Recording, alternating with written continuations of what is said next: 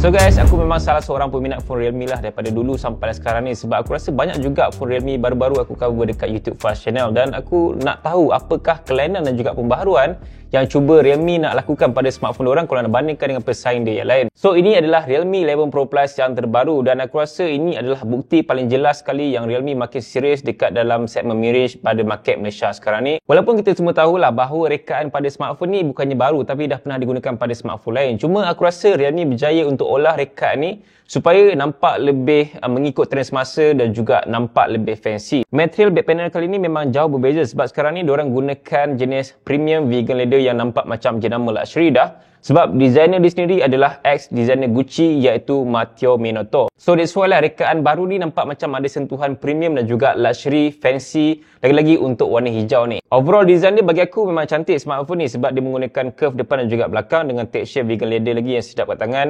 Tak berat sangat dan juga rasa selesa untuk grip. Cuma phone ni aku rasa macam nipis dan licin sikit tau kalau pegang satu tangan macam ni. So kalau korang gunakan casing mungkin tak ada isu lah untuk bahagian tu. Tapi kalau tak pakai casing macam ni, lebih appreciate dengan dia punya vegan leather dan juga texture. So korang akan rasa lebih licin dan juga mudah terjatuh sikit. Dalam banyak-banyak perkara, aku rasa upgrade terbesar sekali yang Realme letakkan pada smartphone terbaru diorang ni adalah pada bahagian kamera dia. Sebab kali ni Realme menggunakan kamera utama 200MP, dan kalau tengok pada pasaran phone sekarang ni pun rasanya kamera 200MP ni dah jadi macam standard untuk segmen dia actually. But ada juga kelebihan yang Realme letakkan pada smartphone ni tau. Persoalannya, perlu ke kamera 200MP pada smartphone ni sebenarnya? Bagi pendapat aku, dia macam good to have lah pada sebuah smartphone sekarang ni, sebab dia akan memberikan kelebihan ataupun mungkin peminat monografi akan lebih appreciate dan juga utilize kebolehan kamera sebesar itu. Cuma untuk typical average normal user, mungkin diorang tak akan appreciate kebolehan ni, sebab diorang akan gunakan basic camera macam Photo 1X ataupun ultrawide, portrait dan juga selfie lah. So that's why dia ada peminat itu sendiri dan juga ada tujuannya kenapa diorang letakkan kamera sebesar ini pada smartphone mid-range ni. Kalau nak cakap pasal kamera 200MP dia, aku rasa dia bagi kelebihan pada hasil gambar yang akan dapat details yang lebih baik pada texture. Kalau crop pun masih sharp dan juga gambar lebih nampak high res berbanding dengan megapiksel yang rendah. Tapi ada pilihan juga untuk korang nak tukar sama ada gunakan 50MP ataupun 200MP dia, just kat bahagian setting kamera saja. Setakat ni kalau gunakan kamera 50MP dia memang tak ada shutter lag, tapi kalau gunakan kamera 200MP dia ada shutter lag sikit dalam masa 2 saat macam tu je.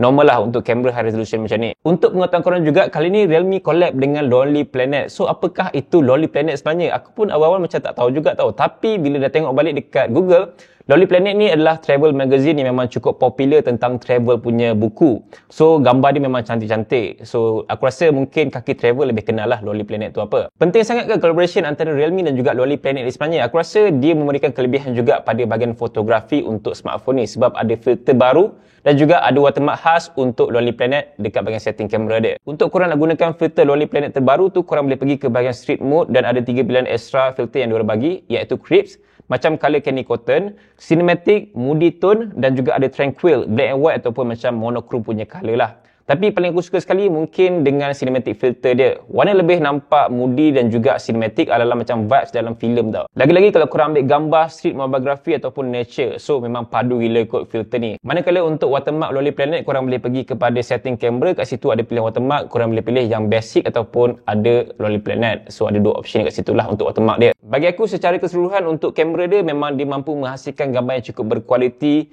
good dynamic range, boleh kawal pencahayaan dengan baik dan juga color processing dia pun tak oversaturated sangat. So just nice lah untuk kamera bagi sebuah segmen mid-range premium. So kalau korang tengah consider mencari sebuah phone mid-range dengan kamera yang bagus, aku rasa korang kena cuba sendiri kamera yang daripada Realme 11 Pro Plus ni. Aku suka dengan dia punya color tone tu, tak nampak macam terlalu fake sangat, oversaturated sangat, tak ada.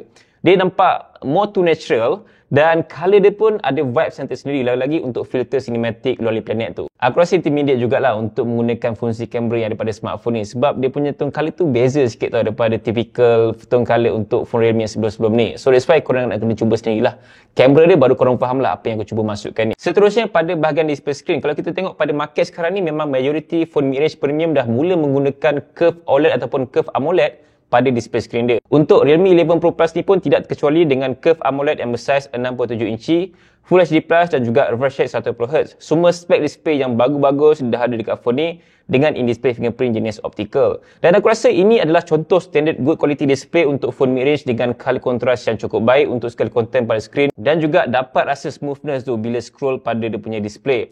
Setakat ni tak banyak nak komplain dan aku rasa puas hati dengan screen display dia yang dapat bagi kepuasan untuk tujuan entertainment. Storage speaker dia pun actually kuat juga tau. Ada support Dolby Atmos, good enough untuk segmen dia. Cuma bagi aku, walaupun bass dia sedap, dia punya vibration tu rasa macam annoying sikit kalau kita pegang smartphone ni. Sebab kalau korang naikkan volume yang tinggi, tak max pun, dia still akan rasa vibration dekat body belakang ni. But benda tu mungkin tak ada isu kalau korang gunakan TWS ataupun headphone cocok kat smartphone ni lah. Seterusnya, pada bahagian performance, power ke smartphone ni? Bagi aku, walaupun nampak macam level flagship, tapi internally, Realme 11 Pro Plus ni masih lagi sebuah mid-range premium. Sebab chip yang digunakan adalah MediaTek Dimensity 7050 dengan 12GB RAM, 512GB dan ada 5G lah. Aku difahamkan juga hanya satu varian ni je nanti akan masuk pasaran Malaysia. Actually macam susah juga nak dapatkan varian 512GB storage ni tau untuk segmen dia. Tapi smartphone ni ada storage yang cukup besar. Korang nak simpan file, gambar, video tanpa korang pening lah storage dia cepat habis ke apa semua kan. Sebab normally sekarang ni kat Malaysia kita akan dapat 128 ataupun 256. But 11 Pro Plus ni dapat 512GB storage.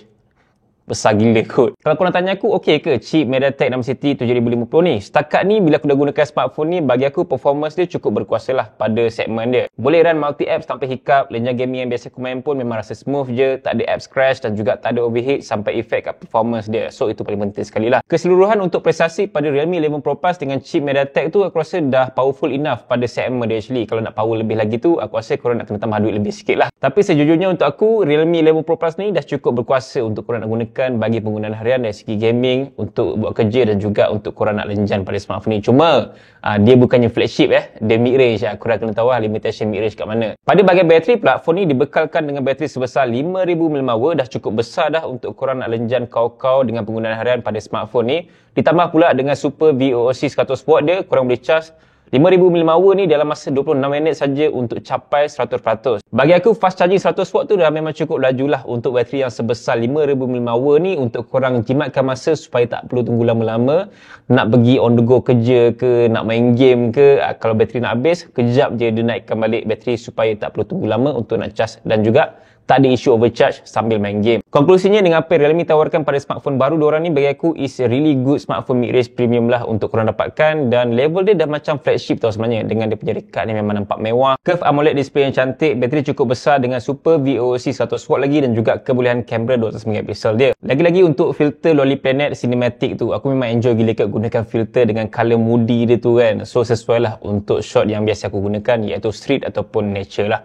So korang boleh consider dapatkan Realme 11 Pro Plus dekat pasaran Malaysia. Harga nanti tengoklah sama ada kena dengan bajet korang ataupun tidak, okey.